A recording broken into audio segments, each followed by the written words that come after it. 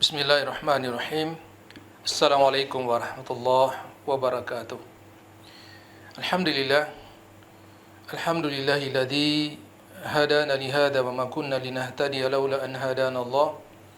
Asyhadu an la ilaha illallah wahdahu la syarika lah wa asyhadu anna Muhammadan abduhu wa rasuluh. Ya ayyuhalladzina amanu taqullaha haqqa tuqatih wa la tamutunna illa wa antum muslimun. Amma ba'd.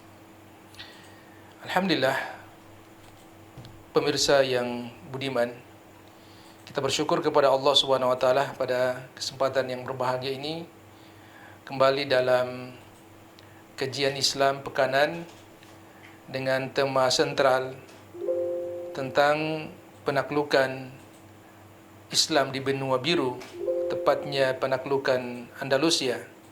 Kita akan melihat dan mengkaji lebih jauh apa-apa yang menyebabkan bangkit dan runtuhnya kerajaan Andalusia.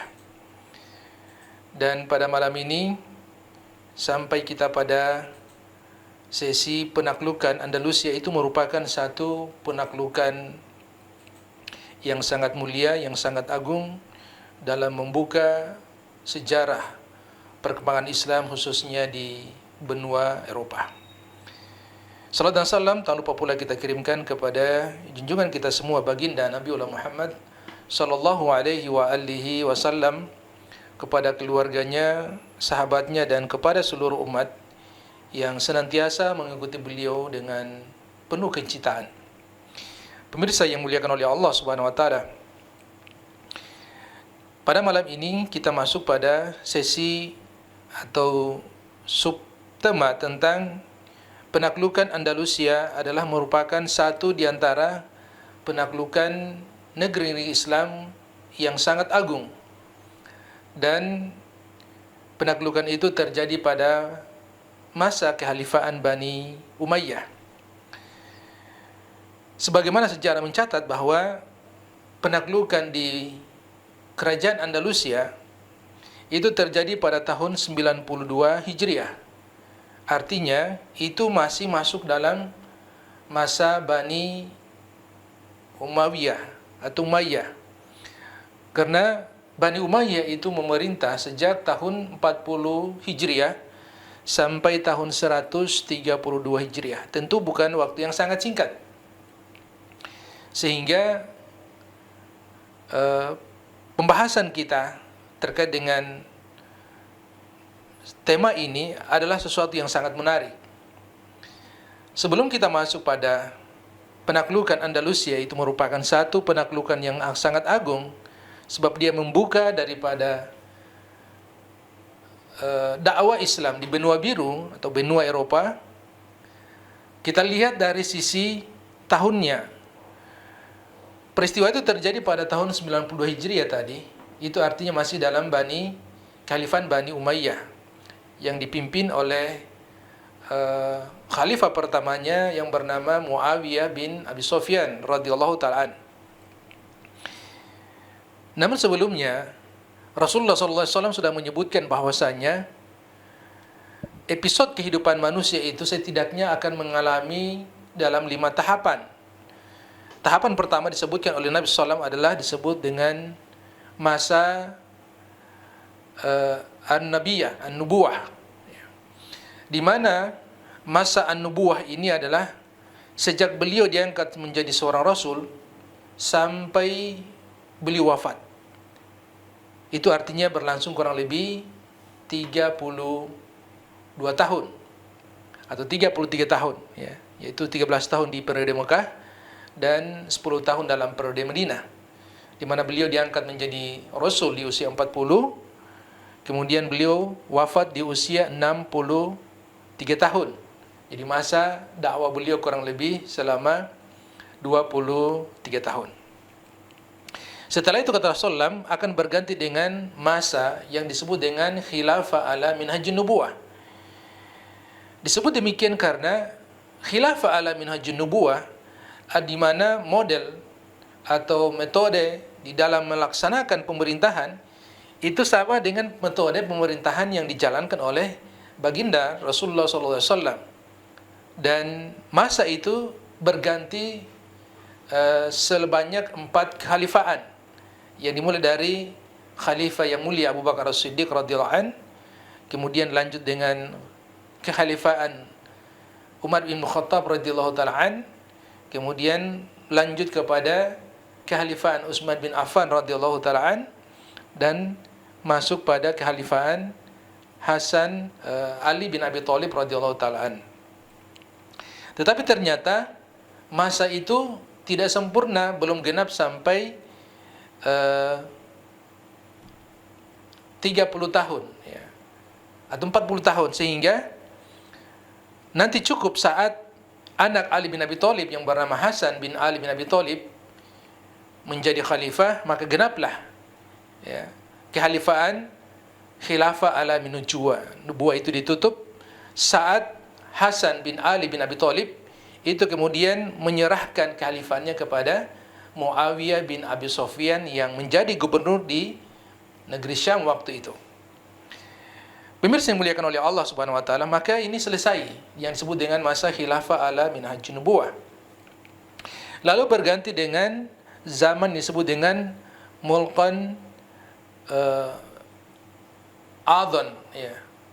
Di mana mulkan adhan ini atau mulkan Jabriyah itu dimulai sejak Muawiyah bin Abi Sufyan menjadi khalifah sampai masa kehalifaan Turki Utsmaniyah ya, atau Bani atau khilafah Utsmaniyah Ottoman, dan itu terjadi pada tahun 1924. Lalu kemudian berganti dengan yang namanya mulkan adhan ya, di mana model pemerintahan dengan begitu kuat ya, sampai tibanya yang disebut dengan, kembali Nabi menyebutkan dengan zaman khilafah ala minhajun nubuwah. Nah, mungkin perlu ada pemetaan ya, kita ini berada di mana, di zaman yang mana.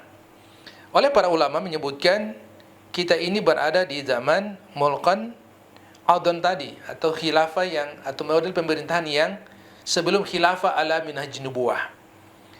Maka setelah kita itu akan kembali terjadi kehalifaan yang sebagaimana disebutkan oleh Rasulullah SAW itu pada fase yang kedua disebut dengan khilafah ala minhajun nubuwah. Barulah kemudian berangsur hingga sampainya atau terjadinya hari kiamat.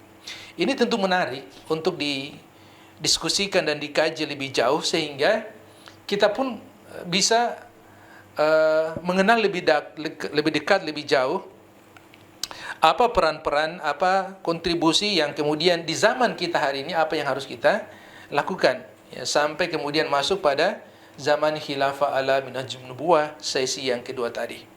Tapi insya Allah itu akan nanti kita diskusikan dan kita bahas pada kesempatan atau pertemuan yang lain.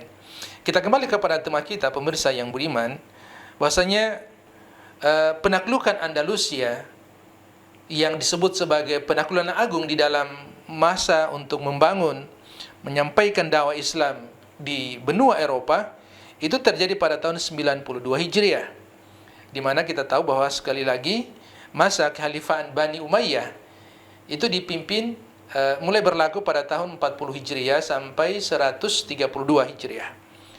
Nah, dalam masa itulah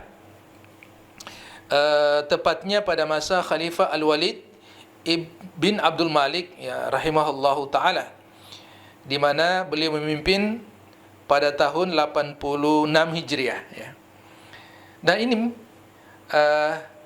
kemudian dalam lembaran sejarahnya kita membaca bahasanya kehalifaan Bani Umayyah yang dimulai saat Hasan bin Ali bin Abi Thalib tadi menyerahkan kepemimpinan kepada Muawiyah bin Abi Sufyan yang menjadi menjadi gubernur negeri Syam, itu dimulailah sistem kerajaan itu disebut dengan mulkan Jabriyah tadi. Sehingga kalau kita menelaah ya dalam berbagai macam referensi dan literatur, terkadang kita dapatkan bahwa masa kehalifaan Bani Umayyah kemudian nanti berganti pada kehalifaan Bani Abbasiyah, kemudian ditutup pada kehalifaan Bani Utsmaniyah. Ternyata kehalifaan Bani Umayyah itu merupakan satu di antara lembaran sejarah yang sangat buruk dalam perspektif sebagian orang.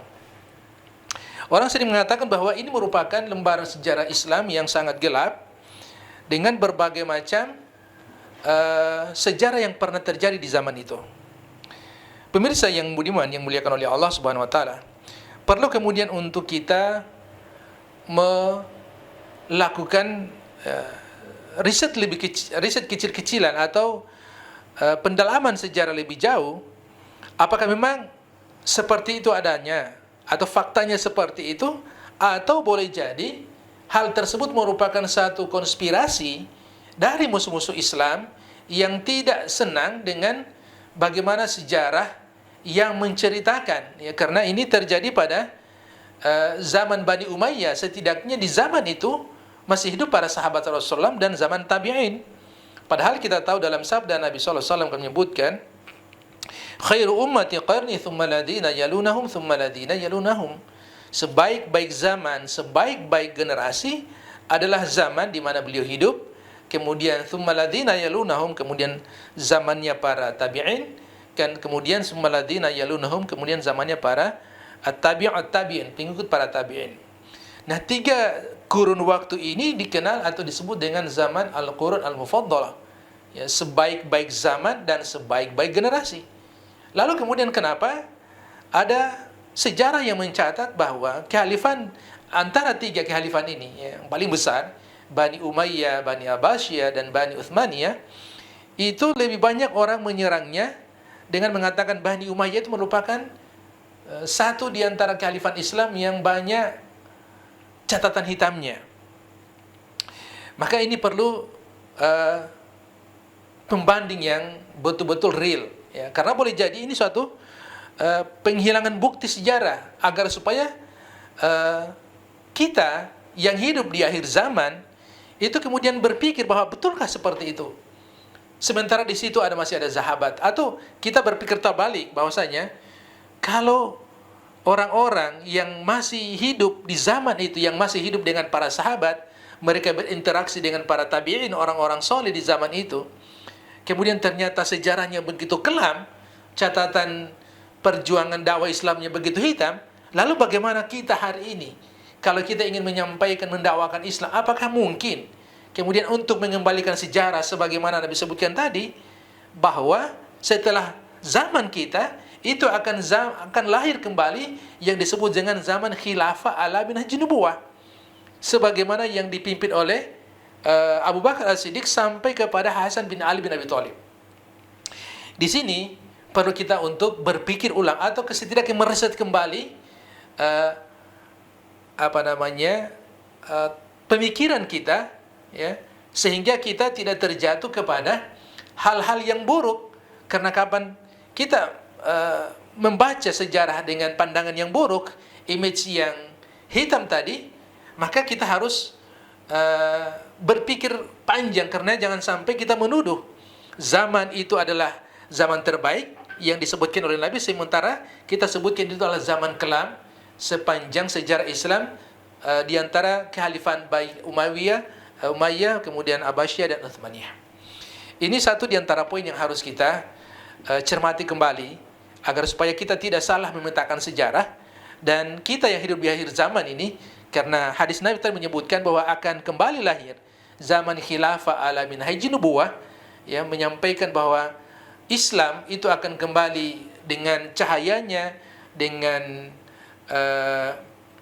kedamaiannya, dengan keadilannya, dan itu akan memimpin daripada seluruh dunia, sebagaimana yang tersirat dan tersurat di dalam Al-Quran, yang merupakan visi dan misi yang tertinggi dari hadirnya Nabi kita Muhammad SAW di zaman itu. Apa kata Rasul? Apa kata Allah Subhanahu Wa Taala?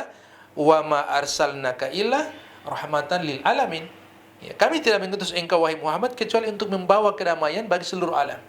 Maka ini diantara poin yang harus menjadi pemikiran kita semua, bahwasanya penaklukan Andalusia yang terjadi pada Bani Umayyah itu satu di antara keberhasilan, sehingga kita tidak terlalu cepat ya menghukumi bahwasanya kehalifan Bani Umayyah yang pertama kali dipimpin oleh Muawiyah bin Abi Sufyan itu adalah kepemimpinan yang diambil dengan cara paksa, dengan cara berlumuran darah, lalu kemudian kita mengatakan itu merupakan masa yang paling hitam dalam sejarah Islam.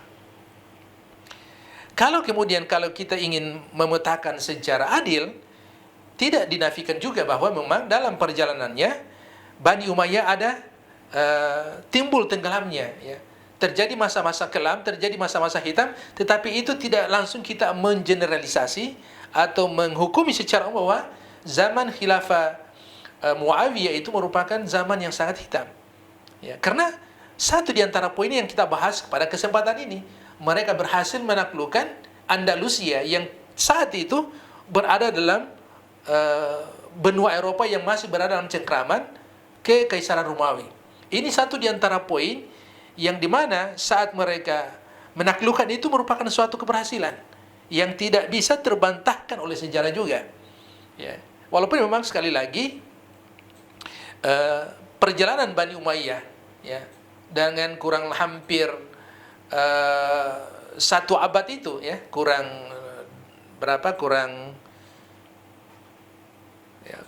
lebihnya seperti itu, maka tidak bisa kemudian kita menyalahkan semuanya. Ya, mulai dari kehalifan Muawiyah bin Abi Sufyan. Ada perkataan yang menarik dari seorang ulama besar di zaman tabi'in yang bernama Abdullah bin Mubarak, ya, yang mencoba membandingkan apa yang terjadi dengan Muawiyah bin Abi Sufyan. Ini perkataan seorang ulama tabi'in yang bernama Abdullah bin Mubarak, yang saat itu di zaman itu orang mengatakan bahwa Muawiyah bin Abi Sufyan itu mengambil kehalifaan secara paksa dalam pemerintahan yang sementara berjalan di tangan Hasan bin Ali bin Abi Thalib. Kemudian banyak orang melecehkan, banyak orang merendahkan, bahkan banyak orang menistakan seorang sahabat Nabi yang bernama Muawiyah bin Abi Sufyan radhiyallahu taala. Apa perkataan Abdullah bin Mubarak? Kata beliau, debu-debu yang melengket pada tubuh seorang Muawiyah bin Abi Sufyan itu jauh lebih mulia ketimbang apa yang hari ini kita dapatkan, apa yang hari ini kita amalkan. Kenapa? Muawiyah bin Abi Sufyan itu adalah satu di antara sahabat, ya, dan dia merupakan putra dari seorang sahabat senior dari Nabi SAW. Walaupun mereka ini Abu Sufyan dan istrinya Hindun binti Utbah adalah sahabat dan sahabiah terakhir yang masuk Islam. Walaupun awal-awalnya juga mereka adalah orang yang juga begitu keras kebenciannya dengan Islam. Tapi sekali lagi itulah sejarah yang harus kita petakan secara adil, kita harus dudukan secara bijak sehingga kita tidak salah kaprah di dalam membaca sejarah kita. Sekali lagi Muawiyah, ini perkataan Abdullah bin Mubarak rahimahullahu taala, mengatakan debu-debu yang melengket di tubuh seorang Muawiyah bin Abi Sufyan itu jauh lebih mulia daripada apa yang hari ini kita lakukan. Ya. Atau waktu itu mereka mencoba membandingkan dengan kehalifaan di zamannya Umar bin Abdul Aziz. Ya. Kenapa? Karena beda zaman. Muawiyah bin Abi Sufyan sahabat Rasulullah, hidup bersama Nabi, beriman bersama Nabi, ya, dan berjuang bersama Rasulullah. Walaupun sekali lagi, ya, tidak dengan kesalahannya itu kemudian menjatuhkan beliau. Ya. Adapun Umar bin Abdul Aziz, ya, itu beda zamannya, sehingga kita akan memetakan sejarah itu atau memetakan sahabat-sahabat Nabi, para tabi'in dan para pengikutnya tentu secara adil dan bijak. Ini poin yang kedua yang perlu kita pahami, karena sekali lagi banyak umat hari ini yang membaca sejarah kemudian salah kaprah. Padahal ya, Allah Subhanahu wa taala sudah menjelaskan kepada kita dengan konsep Al-Qur'an di dalam surat At-Taubah, ya, ayat yang ke-32, dan ini ayatnya mirip dengan surat As-Saff, ya, surat ke-61 ayat ke-8, di mana Allah Subhanahu wa taala berfirman, A'udzu billahi minasyaitonir rajim, yuriduna liyutfi'u nurallahi biafwahihim wallahu mutimmu nurihi walau karihal kafirun. Bahasanya Allah, ya, mereka ingin memadamkan cahaya Allah, ya, dengan lisan-lisan mereka, dengan mulut-mulut mereka, ingin memutarbalikkan fakta sejarah, Ya, cahaya Islam yang begitu mulia, cahaya Islam yang begitu terang benderang, memberikan petunjuk kepada manusia, itu coba diputar balikan sejarahnya. Coba di bolak-balikan faktanya. Tapi kata Allah, tapi kemudian Allah ingin menyempurnakan cahayanya. Walaupun kemudian orang-orang kafir atau orang-orang munafik atau orang musyrik itu membenci. Ini dua ayat yang redaksinya mirip dalam surat As-Saff, surat ke-61. Ayat ke-8 dan surat At-Taubah surat ke-9 ayat ke-32. Maka ini menjadi satu konsep kita bahwasanya memang konspirasi, ya, orang-orang yang ingin mengadu domba atau menghilangkan sejarah-sejarah yang begitu mulia dalam perjalanan sejarah Islam ternyata memang sudah ada. Ya, jadi ini satu di antara fakta dan bukti bahwa kita tidak bisa terlena dengan apa yang hari ini kita baca, lalu kemudian kita tidak melakukan sedikit penelaahan lebih jauh. Jadi sekali lagi, apa yang terjadi pada kekhalifahan Bani Umayyah yang sejak dipimpin oleh Muawiyah bin Abi Sufyan, dan pada saat penaklukannya itu di masa kekhalifahan Khalifah Al-Wahid bin Abdul Malik rahimahullah, ya, pada tahun 90 Hijriah, merupakan satu di antara pencapaian yang terbaik, pencapaian yang terbesar dalam kekhalifahan Bani Umayyah ini. Ini poin-poin yang harus kita menjadikan perhatian agar sekali lagi, ya, pemetaan kita terhadap sejarah Islam, ya, pembacaan kita terhadap kekhalifahan dalam Islam itu kemudian kita tidak terjebak kepada hal-hal yang buruk. Maka kita akan mengambil satu poin sebagai benang merahnya bahwasanya pemirsa muliakan oleh Allah Subhanahu wa taala. Maka apa yang terjadi hari ini, ya, di bumi Baitul Maqdis Palestina yang kami membaca pada tanggal 26 Oktober ya 2023, beberapa hari yang lalu, itu korban yang berjatuhan sudah pada angka 7.000 lebih, ya, yang meninggal syahid insyaallah, dengan 18.000 mereka yang masih dalam kondisi yang terluka. Tentu ini dalam catatan sejarah yang boleh disebut sebagai genosid manusia, pembasmian umat manusia. Tapi kemudian di sana sini ada orang yang ibaratnya menikam dari belakang, mengatakan bahwa apa yang terjadi di bumi Palestina, Baitul Maqdis hari ini, itu merupakan satu hal yang memang dikatakanlah bahwa itu merupakan akal bulus dari orang-orang yang ingin menghancurkan Islam, ya, dengan mengatasnamakan Haraka Mukawamah Islamiyah atau pergerakan Islam di sana yang disebut dengan Hamas. Itu kemudian adalah boneka dari Amerika, atau memperkenalkan bahwa mereka adalah kaki tangan orang-orang Yahudi dan seterusnya dan seterusnya. Tentu jemaah sekalian, pemirsa budiman, kita harus coba adil, ya, bahwasanya tidaklah mungkin seperti Hamas yang dalam pembacaan kami mereka di sana adalah orang-orang yang baik, insyaallah orang-orang yang soleh. Di sana ada para hafidh, ya, para hufad, ya, ada para syekh, ya, para ulama yang tentu mereka tidak akan berbuat, mereka tidak akan bertindak kalau tidak dengan pertimbangan atau dengan taujihat dari para masyayikh atau panduan dan bimbingan para ulama-ulama mereka. Ya, artinya hari ini banyak orang yang, ya, sudah tidak bisa memberikan bantuan, ya, sudah tidak melakukan apa-apa dengan apa yang terjadi di Palestina Baitul Maqdis, tapi kemudian menyerang, ya, bahwa seakan-akan itu merupakan satu permainan daripada orang-orang Amerika agar supaya laku senjata mereka. Ya, ini perlu kita waspada dan perlu kita hati-hati untuk masalah ini. Karena setidaknya cukuplah hadis dari Nabi kita Muhammad SAW, kata beliau, la yu'minu hadakum hatta yuhiba li akhihi ma yuhibbu li nafsihi. Kata Rasulullah, tidak beriman salah seorang di antara kalian sampai dia mencintai saudaranya sebagaimana dia mencintai dirinya sendiri. Maka duka yang terjadi di Palestina tentu duka kita. Tangisan mereka adalah tangisan kita juga. Bahkan saat mereka sudah tidak punya lagi harapan, sebagaimana kita hari ini, tahun depan mau seperti apa, bulan depan kita mau bikin apa, bahkan besok kita punya target-target apa, agenda-agenda kita. Ya, bagi mereka, jangankan tahun depan, bulan depan, dan besok, untuk beberapa saat di depan saja mereka tidak punya pikiran apa-apa. Karena mereka dalam tekanan yang begitu luar biasa, dan mereka tinggal menunggu kematian menjemput saja. Tapi sekali lagi, mereka sangat yakin bahwasanya Allah menjanjikan dalam satu ayat, wa makaruhu wa makarallahu wallahu khairul makirin. Kalau mereka membuat makar tipu daya, dan Allah pun juga punya makar, dan tentu sebaik-baik makar itu adalah apa yang datangnya makar dari Allah Subhanahu wa taala.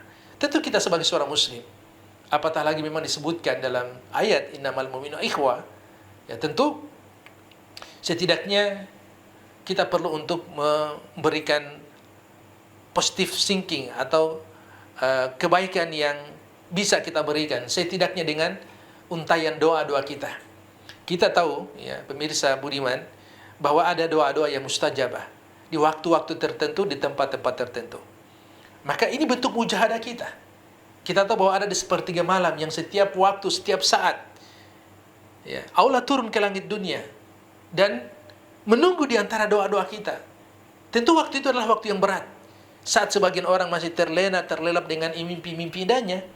Tapi kalau kita yakin itu adalah waktu yang mustajab untuk Allah menunggu doa-doa kita agar tersampaikan kepada saudara-saudara kita di Palestina, maka ini butuh mujahadah. Ya, sebagaimana saudara-saudara kita dengan di sana bermujahadah mereka dengan mempertahankan Masjid Al-Aqsa, maka itu juga mungkin menjadi mujahadah kita semua. Dan kita yakin, kalau itu semua ada terangkum dalam suatu mujahadah, maka kita juga menunggu saja pertolongan dari Allah. Sebagaimana disebutkan, walladzina jahadu fina lanahdiyalahum subulana.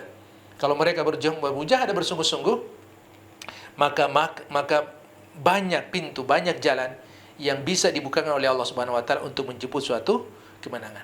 Sekira ini mungkin yang dapat kita petik dari poin-poinnya dalam pembahasan kita. Ini baru pengantar awal dalam penaklukan Andalusia, merupakan satu di antara penaklukan agung karena ini terjadi di masa Bani Umayyah. Dan kita tahu dalam catatan sejarah banyak sejarah mencatat bahwa Bani Umayyah merupakan catatan lembaran hitam yang dalam sejarah Islam, yang ini harus kita petakan sehingga kita tidak salah lagi dalam pembacaan sejarah di dalam perjalanan sejarah Islam.